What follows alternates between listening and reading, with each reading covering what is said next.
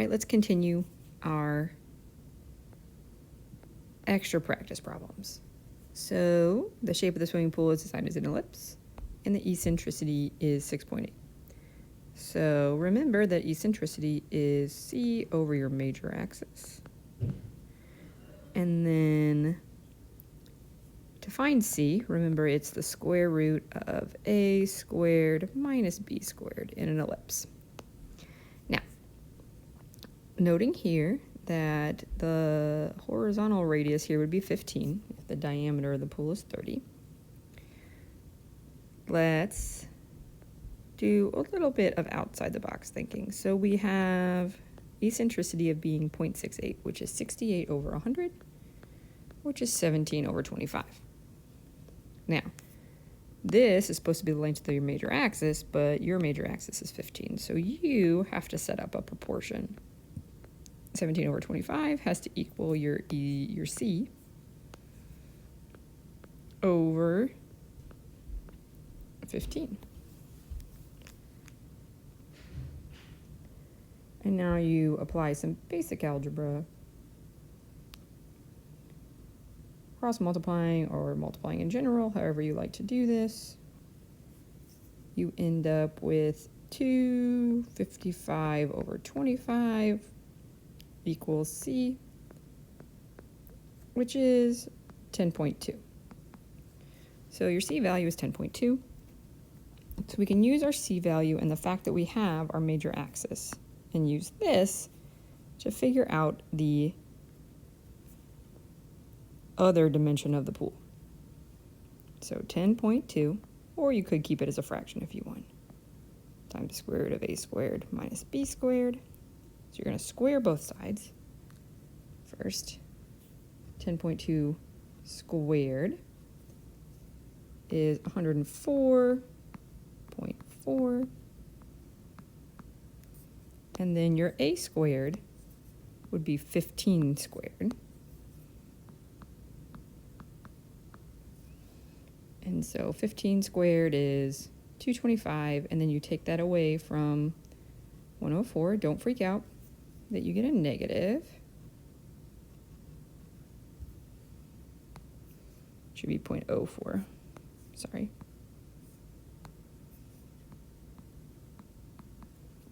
So you get negative 120.96 equals negative b squared. Then since they're both negative, they're going to end up being positives, and then we square root. Now, you might be freaking out for a hot minute because this is not going to turn out evenly. But when you square root 120.96, you end up with 10.998 equals b, which is basically 11 when you round it up. Okay, so if this is 11, that means this is also 11, which means the width of your pool is 22.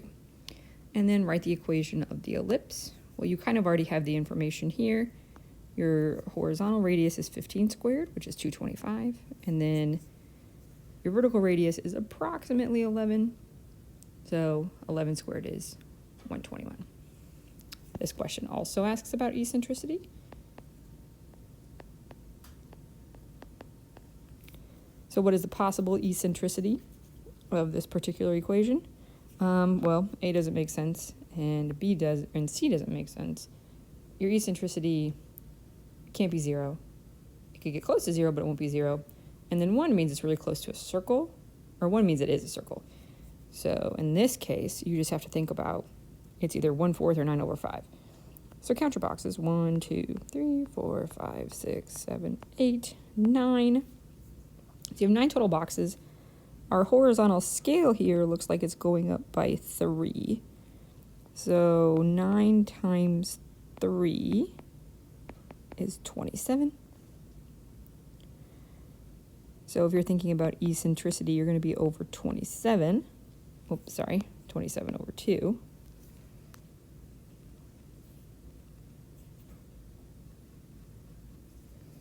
Which is 13.5.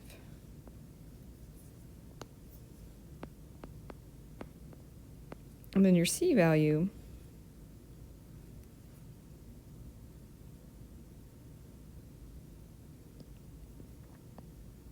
And actually, it looks like I may have miscounted a little bit here, because this is fairly far away.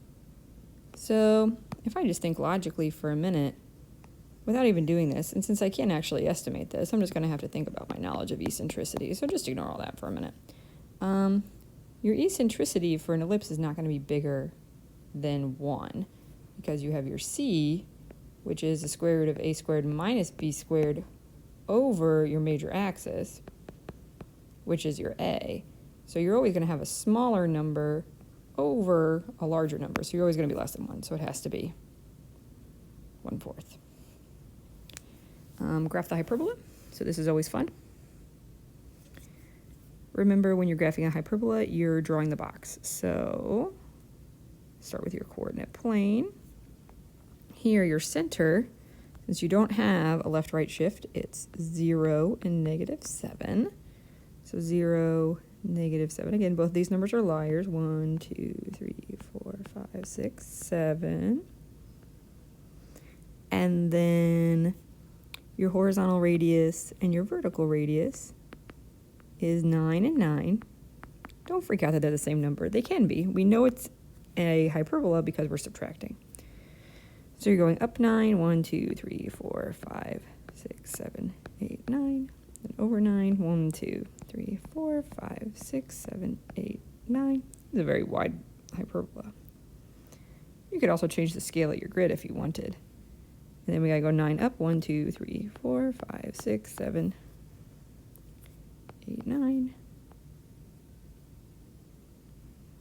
And then we actually kind of ran out of space, so I'm just gonna kind of estimate this over here.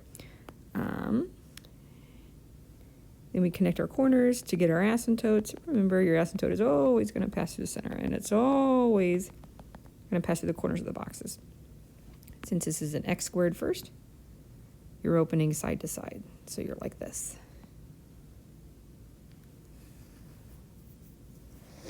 And after that very excessive hyperbola, let's graph the next one.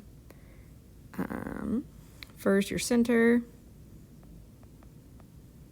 is, don't get messed up, x and y are both +3, but remember, it's listed out of order, so don't get confused. And your horizontal radius is the square root of 4, which is 2. Nope. Your horizontal radius is the square root of 16, which is 4, and then your vertical radius is 2.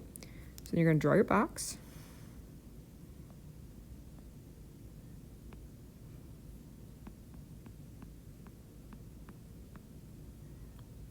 And then 1, 2, 3, 4. 1, 2, 3, 4.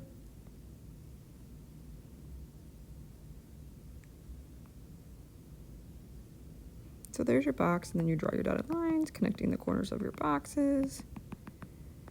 And so then we just have to decide which direction we are opening. Since the y is first and it's the positive, we are opening up. And we are opening down. Now comes the hard part. We are just going to find the equations of the parabolas now. And I'm going to erase this because it's kind of taking up a lot of space. My apologies. So if your vertices lie at 5 and -5, again, I'm going to tell you every single time to draw a picture. 0, 5, 1, 2, 3, 4, 5, and 1, 2, 3, 4, 5. And then our conjugate axis has a length of 6. So before we even draw that in, let's find the middle. The middle of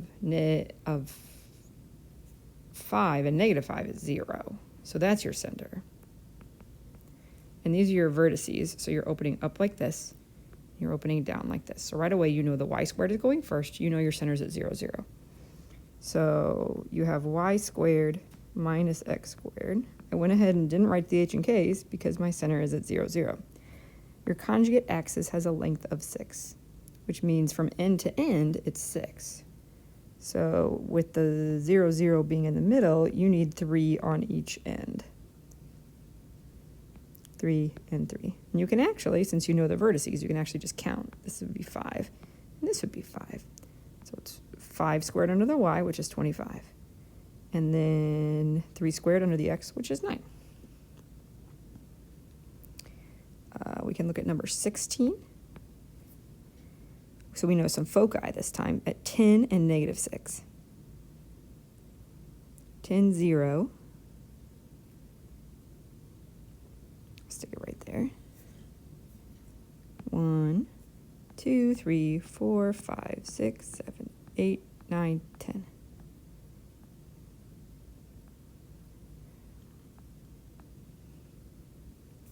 And that is a focus, so I'm going to label it with an F. And then 1, 2, 3, 4, 5, 6, negative 6, and that is also an F. So right away, they're on the same horizontal line. So this time you are opening side to side, which means your x squared is going to be first. So we know that much. We also know that the center, it has to be in the middle of the foci. So we can say 10 plus negative 6 over 2. So that makes 4 over 2. So 2. So the center is at 2, 0. Which kind of gives me enough information to be dangerous. I know my x squared is going to be first, minus 2, over something. And then y squared minus 0, so that's just y squared.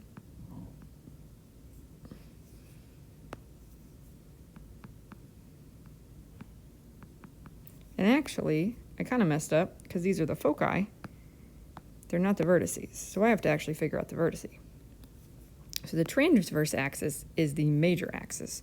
So if the major axis has a length of 4, that means that we go 2 this way.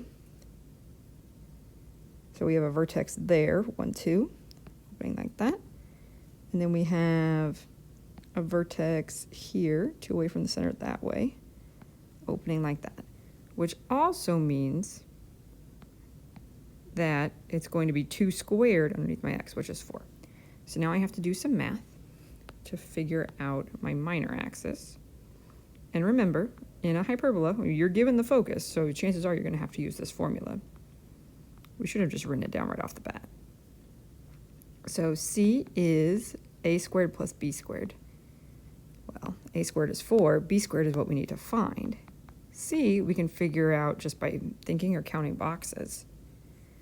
We have from your center to your focus, you're going from 2 to 10, so that should be 8.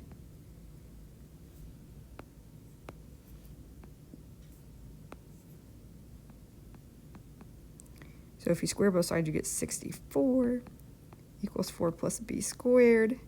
And then 60 equals b squared, which means that this is 60 underneath, which kind of makes sense because our focus and our vertex are really far apart. Now let's look at number 17. This time we have vertices and foci. We have a vertex at negative 11.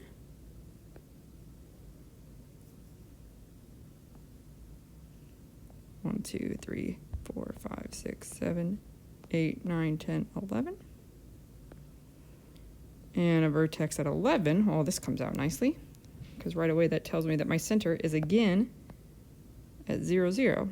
1, 2, 3, 4, 5, 6, 7, 8, 9, 10, 11. And my foci are at negative 14, so 3 out from there. So that almost tells me everything I need to know right there.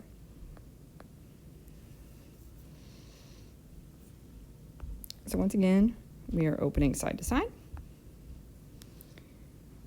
We are centered at 0, 0 because the middle of negative 11 and positive 11 is 0.